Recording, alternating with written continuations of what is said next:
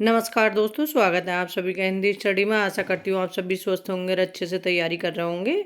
ये हम भक्ति काल के वस्तुनिष्ठ क्वेश्चन कर रहे हैं। उसी क्रम में ये लास्ट वीडियो है भक्ति काल की, जो लास्ट ईयर क्वेश्चन आए हुए हैं। इसके बाद अब रीति काल शुरू करेंगे। स्टार्ट करते हैं आज की अपनी क्लास। और आप मेरे चैनल पर पहली बार आए तो चैनल को सब्सक्राइब कर लेना, बेल आइकन को क्लिक कर लेना, जिससे आने वाली वीडियो को नोटिफिकेशन आपको मिल सके। निम्नलिखित में से अष्टछाप के अंतर्गत न पढ़ने वाले कवि का नाम है। तो हमें बताना है कि जो इसमें अष्टछाप में कवि नहीं आते हैं, इनमें से कौन से हैं। तो सुंदरदास हैं। सुंदरदास संत कवि हैं। ठीक है।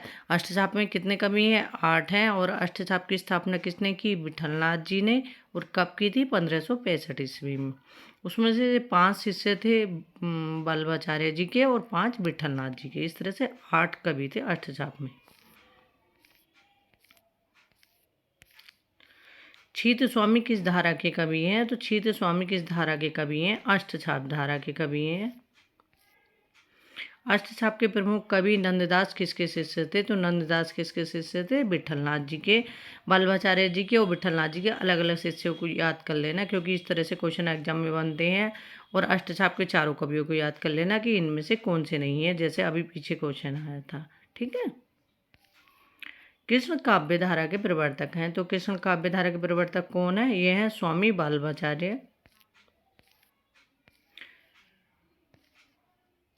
सूरदास जब अपने प्रिय विषय का वर्णन शुरू करते हैं तो मानव अलंकार शास्त्र हाथ जोड़कर उनके पीछे पीछे दौड़ा करता है। उपमाओं की बाढ़ आ जाती है, रूप को वर्षा होने लगती है। उपर्युक्त कथन किस आलोचक का है? तो ये कथन किसका है? ये कथन है हजारी प्रसाद द्विवेदी जी का।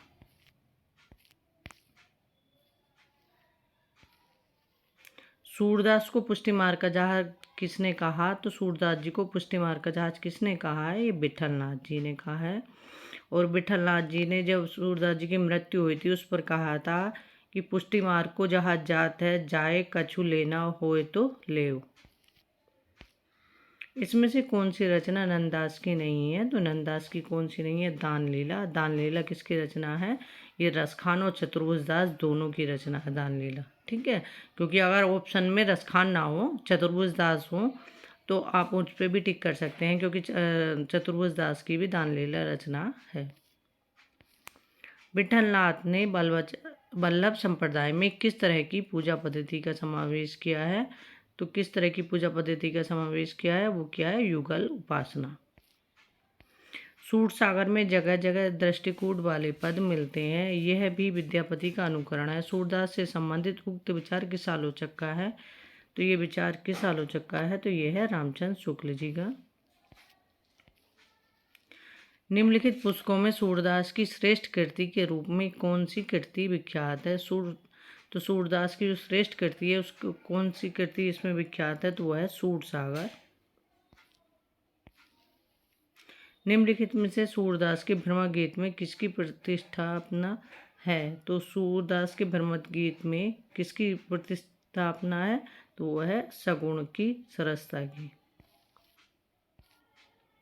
सूर काव्य के विषय में कौन सा तथ्य गलत है? तो सूर काव्य के विषय में तथ्य गलत है कि भाषा अवधी है।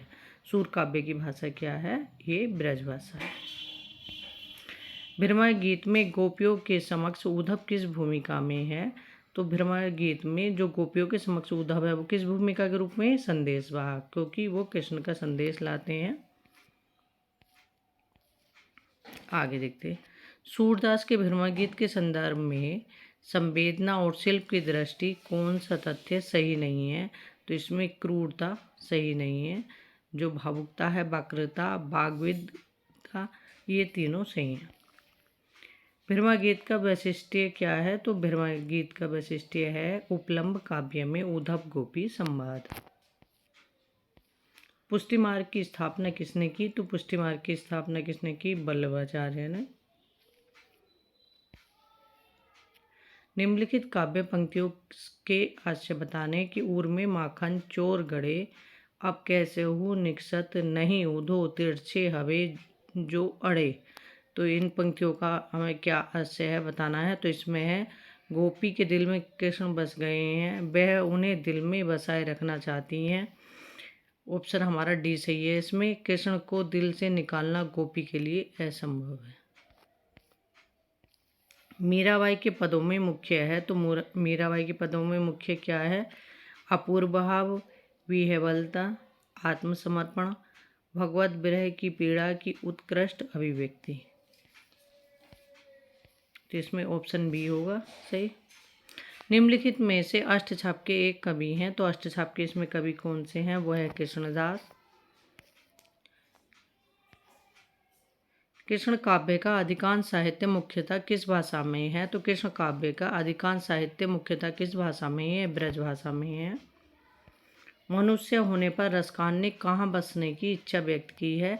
तो मनुष्य होने पर रसखान ने कहाँ बसने की इच्छा व्यक्त की है? वो है गोकुल के गांव में। सूरदास की अधिकतर रचनाएं किस भाषा में है? तो सूरदास की अधिकतर रचनाएं किस भाषा में है? ब्रज भाषा में है। सूरसागर किस भाषा में लिखा गया है? तो सूरसागर ब्रज भाषा में लिखा गया है। नंद ब्रज लीजे ठोकी बजाए पंक्ति किस कवि की हैं? तो ये पंक्तियां हैं सूरदास जी की। सुदामा चरित किसकी रचना है? तो सुदामा चरित नरोत्तम दास की रचना है। राधा कृष्ण राधा कृष्ण के प्रेम को लेकर कृष्ण भक्ति की जो काव्य धारा चली उसमें लीला पक्ष अर्थात बाह्यार्थ विधान की प्रधानता रही। यह कथन हिंदी साहित्य के किस इतिहासकार का है? तो ये हिंदी साहित्य के आचार्य रामचंद्र शुक्ल जी का कथन है। सूरदास कृष्ण भक्ति के किस संप्रदाय में दीक्षित थे? तो सूरदास कृष्ण भक्ति के किस संप्रदाय में दीक्षित थे? ये वल्लभ संप्रदाय में दीक्षित थे।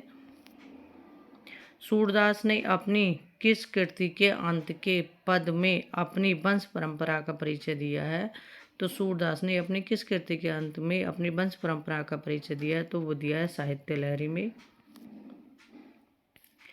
आज के क्वेश्चन हमारे ये भक्ति काल के समाप्त हो गए हैं और भक्ति काल के जितने क्वेश्चन थे मैं सभी करा चुकी हूँ जो मेरे पास थे ये वाले, और दूसरी बुक में भी हैं 2-3 बुक मेरे पास ऐसी हैं जिसमें ऑब्जेक्टिव क्वेश्चन बहुत अच्छे हैं, सभी कराऊंगी क्रम से। इनके तो मैं पहले यही क्वेश्चन कराऊंगी जो लास्ट ईयर आए हुए क्वेश्चन है। अब मैं रीतिकाल स्टार्ट कराऊंगी उसके बाद, ठीक है। और लगभग मैं आदिकाल, भक्तिकाल और हिंदी साहित्य के इतिहास से संबंधित ये सारे क्वेश्चन करवा चुकी हूँ। अब मैं रीतिकाल कराऊंगी। अब आगे आगे जैसे जैसे क्वेश्चन है सब अपने कंप्लीट कराऊंगी। क्वेश्चन बहुत है, क्वेश्चन हमेशा से प्रैक्टिस ज़रूर करते रहो। थ्योरी भी पढ़ो, प्रैक्टिस ज़रूर करना, क्वेश्चन ज़रूर लगाना, ठीक है। थैंक यू दोस्तों मैं वीडियो देखने के लिए।